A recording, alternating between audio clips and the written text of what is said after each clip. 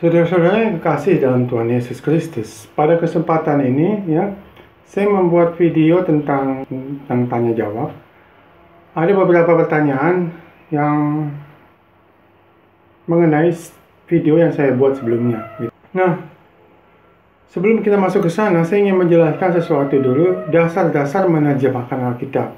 Yang paling utama dalam menerjemahkan Alkitab supaya kita tidak menyimpang dari arti aslinya, yaitu dengan mempunyai konsep bahwa ayat-ayat di firman Tuhan itu tidak mungkin bertolak belakang satu sama lainnya, karena Alkitab itu diilhamkan oleh Roh Kudus. Jadi Roh Kudus tidak mungkin berlawanan dengan dirinya sendiri, Tuhan tidak mungkin berlawanan dengan dirinya sendiri.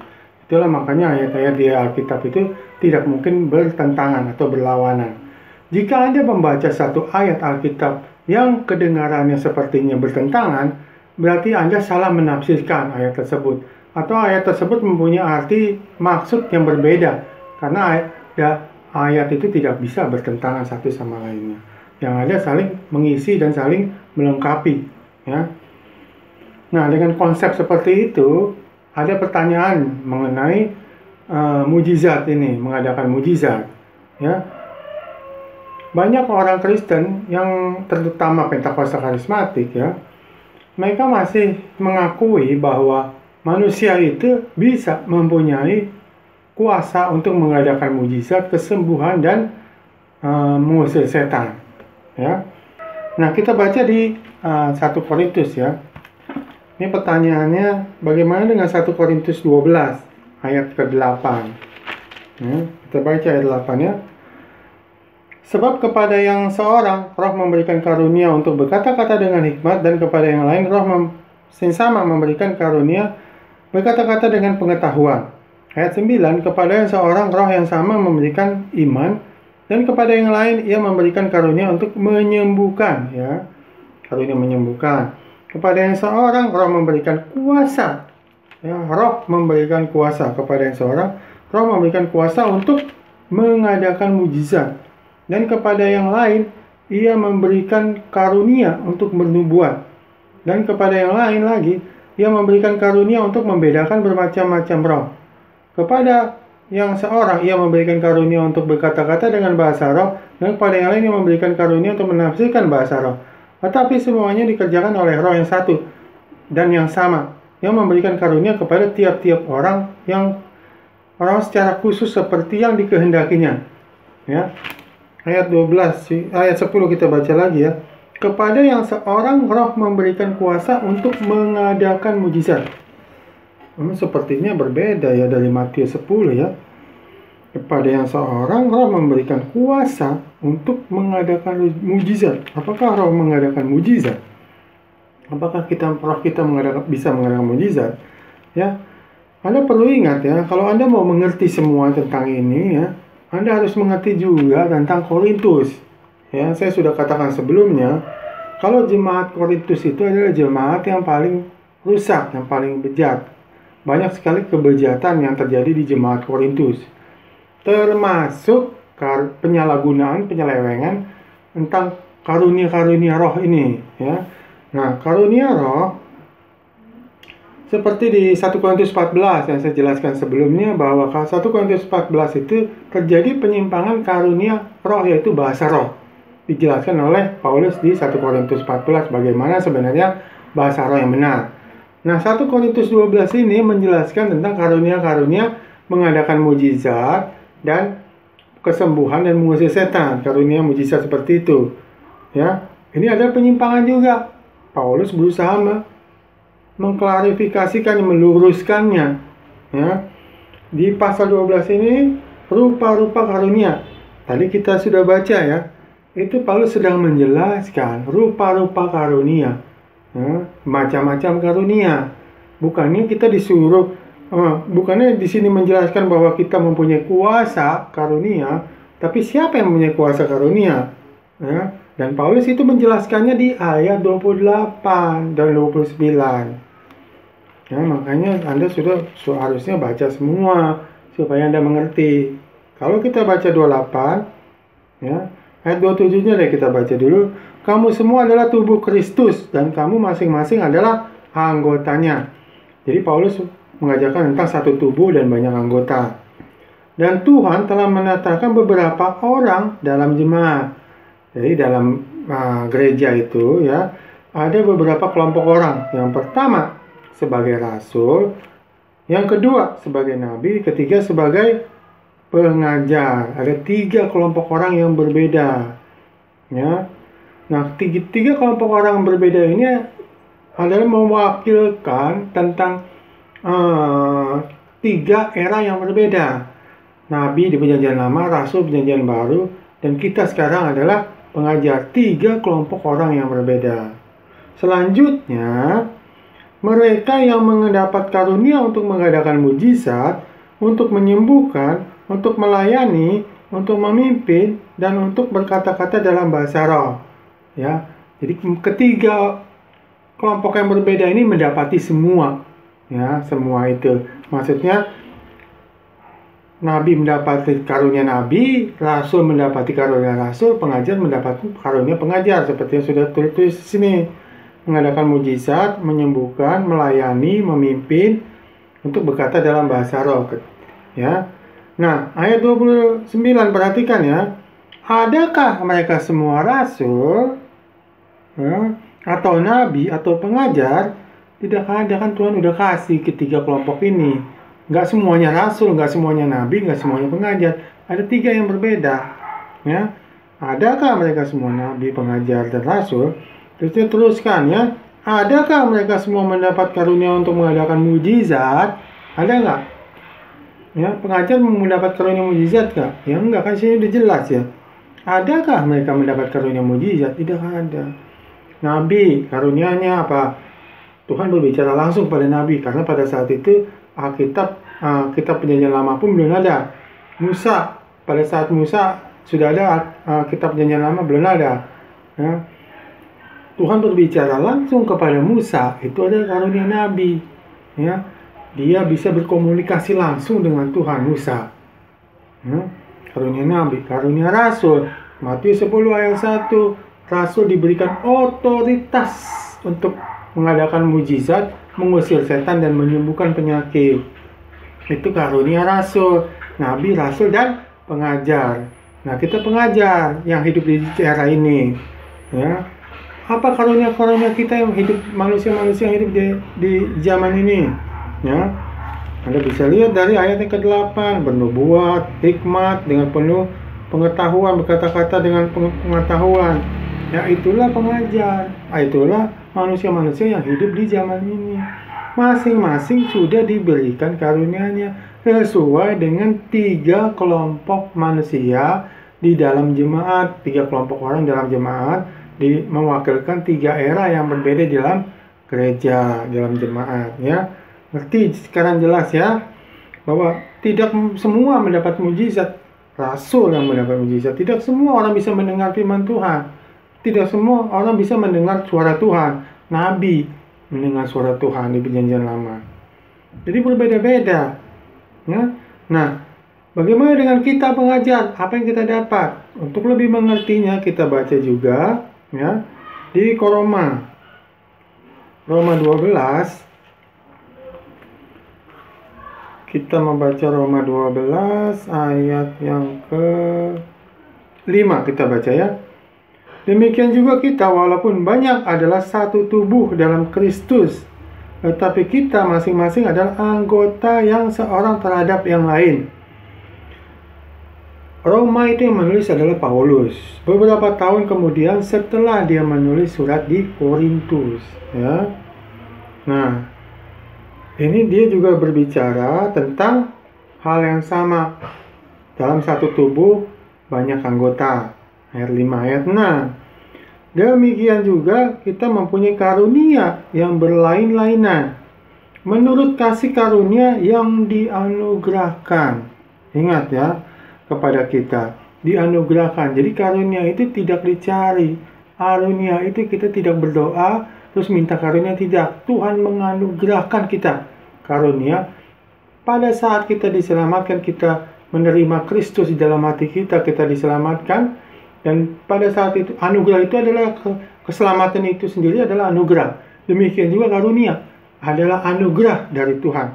Di sini dikatakan dianugerahkan kepada kita sesuai dengan kehendak Tuhan yang sudah Tuhan rencanakan sebelum kita dilahirkan. Ya, Tuhan sudah mempunyai rencananya, dianugerahkan karunia-Nya masing-masing, ya, sesuai dengan iman kita yang diberikan kepada Tuhan. Nah, jadi ingat, anugerah karunia roh itu adalah anugerah. Jika karunia itu adalah untuk menubuat, baiklah kita menubuat. Baiklah kita melakukannya dengan sesuai dengan iman kita. Jika karunia untuk melayani, baiklah kita melayani. Jika karunia untuk mengajar, baiklah kita mengajar. Jika karunia untuk menasihati, baiklah kita menasihati. Siapa yang membagi-bagikan sesuatu, hendaklah ia melakukannya dengan hati yang ikhlas. Siapa yang memberi pimpinan, hendaklah ia melakukannya dengan rajin. Siapa yang menunjukkan kemurahan, hendaklah ia melakukannya dengan sukacita. Jadi, apa tadi karunia rohnya? Bernubuat, ya, sesuai dengan iman kita, melayani, ya, kita mengajar, bisa, atau kita menasihati, bernubuat, melayani, mengajar, menasihati, ada 4. Kok cuma 4? Mana yang lain? Ya, mungkin Paulus lupa nih, ya kan? Lupa di Roma 12. Karena Roma 12 itu ditulis setelah Korintus. Lupa untuk mengatakan bahwa kita juga punya karunia mengadakan mukjizat, menyembuhkan dan mengusir setan. Tidak ada. Ini karunia untuk manusia yang hidup di zaman ini, ya, yaitu mengajar, melayani, menasehati. Itu yang kita punya karunia itu. Jangan mengaku kalau Anda mempunyai karunia seperti yang dianugerahkan Tuhan kepada rasul. Anda bukan rasul.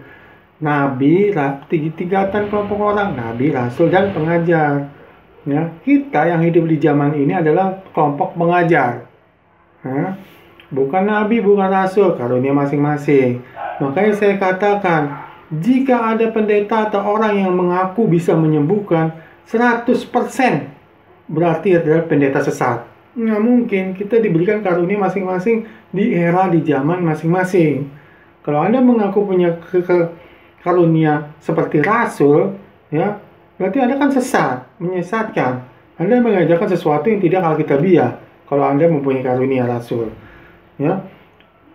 Orang yang bisa menyembuhkan, kenapa mereka bisa menyembuhkan? Karena dikasih otoritas untuk menyembuhkan. Bukan manusianya yang mempunyai kuasa, tapi kuasa itu diberikan oleh Tuhan. Sehingga orang itu mempunyai kuasa untuk menyembuhkan karena diberikan otoritas. Orang itu mempunyai kuasa. Tetapi yang saat ini terjadi kan lain. Ya, selalu mereka mengatakan, oh bukan saya yang punya kuasa Tuhan. Ya benar, yang punya kuasa bukan Tuhan. Anda bukan rasul. Ya. Jadi Anda ya bernubuat aja, mengajar, menasihati, melayani. Itulah pekerjaan kita semua. Ya. Jangan mengaku-ngaku lah. Nah, ini sekarang kita udah mengerti ya di Roma seperti itu. Nah, kita balik lagi ke 1 Korintus ya. 1 Korintus 12 ayat 31 ini saya belum menjelaskan. Karena 12 ayat 31 itu ada pertanyaan juga. Nah, Pak, kita kan disuruh untuk mencari karunia-karunia itu. Mencari karunia, mendapatkan karunia, kita disuruh Pak, ayat 31. Kita baca ya. Jadi berusahalah untuk memperoleh karunia-karunia yang paling utama. Nah, berusahalah mencari karunia-karunia yang paling utama. Berusahalah memperoleh karunia-karunia yang utama. Jadi sini apakah Paulus sini mengatakan bahwa kita harus berusaha mencari, memperoleh karunia-karunia? Tadi di Roma kita tahu ya, kalau karunia roh itu adalah anugerah dari Tuhan ketika kita diselamatkan. Untuk apa kita memperoleh? Kita berusaha untuk memperoleh, berarti kan usaha kita. Bukan ya. Kok kedengarannya seperti bertolak belakang dari Roma ya? Di sini dikatakan berusaha, di Roma dikatakan anugerah. Ya. Nah, maksud Paulus apa di sini? Ya, seperti saya sudah katakan tadi, bahwa dalam menafsirkan kitab, ayat, kalau kelihatannya sepertinya bertentangan, berarti mempunyai arti yang berbeda dari apa yang ditulis. Ya, kita harus mencari arti maksudnya ayat ini apa. Karena kalau kita baca semacam ini, kelihatannya memang benar bertolak belakang. Kita baca terus. Dan aku menunjukkan kepadamu jalan yang lebih utama lagi. Nah, kalau kita lihat, Paulus juga mengerti, Paulus tahu bahwa yang terjadi di Korintus itu adalah penyimpangan, penyalahgunaan karunia-karunia, termasuk karunia roh. Penyimpangan. Masakan Paulus yang mengerti seperti ini menyuruh memperoleh karunia-karunia, ya, mencari karunia-karunia yang utama, ya, kan sepertinya bertolak belakang, ya. Maksudnya apa ayat 31? Ini adalah sarkasme, ya, sarkasme yang ditulis oleh Paulus, sarkasme, ya, diilhamkan oleh Roh Kudus. Paulus menulis ini. Sarkasme itu adalah suatu yang sindiran. Mereka ini orang-orang yang rusak, orang-orang yang menyalahgunakan karunia roh, sehingga Paulus menyindir mereka. Ini sarkasme. Jadi kalau bahasa mudahnya begini, apa yang Paulus katakan, terserah lu dah, lu mau cari karunia-karunia yang memperoleh karunia-karunia yang utama, ya, terserah lu. Gua, Paulus, akan kasih tahu jalan yang lebih utama lagi. Ya, itu maksudnya ayat ini. Jadi bukannya kita disuruh untuk mencari karunia-karunia yang karunia-karunia roh, kita tidak disuruh dalam ayat ini kita mencari karunia-karunia roh, ya. Karena Paulus pun mengerti kalau karunia roh itu dianugerahkan. Ya, masa kan Paulus menyuruh kita memperoleh, kita otomatis kita akan memperoleh sesuai dengan rencananya. Ini adalah sarkasme, ya. Aku akan menunjukkan lagi kepadamu jalan yang lebih utama lagi. Wah, pertanyaannya, Pak, jalan lebih utama jalan apa, Pak? Ya, yang lebih daripada karunia roh. Pasal 13 ayat 1 kita baca. Sekalipun aku dapat berkata-kata dengan semua bahasa manusia dan bahasa malaikat, tetapi jika aku tidak mempunyai kasih, aku sama dengan gong yang berkumandang dan canang yang bergemerincing. Sekalipun aku mempunyai karunia untuk bernubuat, dan aku mengetahui segala rahasia dan memiliki seluruh pengetahuan, dan sekalipun aku memiliki iman yang sempurna untuk memindahkan gunung, tetapi jika aku tidak mempunyai kasih, aku sama sekali tidak berguna. Jadi daripada Anda mencari karunia-karunia yang utama, Paulus katakan, ya, aku akan tunjukkan jalan lebih utama, yaitu kasih. Kenapa kita mencari-cari karunia-karunia yang bukan milik kita, yang utama yang bukan milik kita? Ini Paulus katakan utama, ya, karunia-karunia roh yang utama. Anda ingat kejadian di kisah Rasul, kisah para Rasul yang ke-8 kalau nggak salah, ya, cerita tentang Petrus di Samaria. Ketika Petrus juga di Yerusalem menerima Roh Kudus diturunkan di Yerusalem. Beberapa tahun kemudian Roh Kudus juga diturunkan di Samaria. Dan ketika Roh Kudus diturunkan di Samaria, itu terjadi bahasa roh dan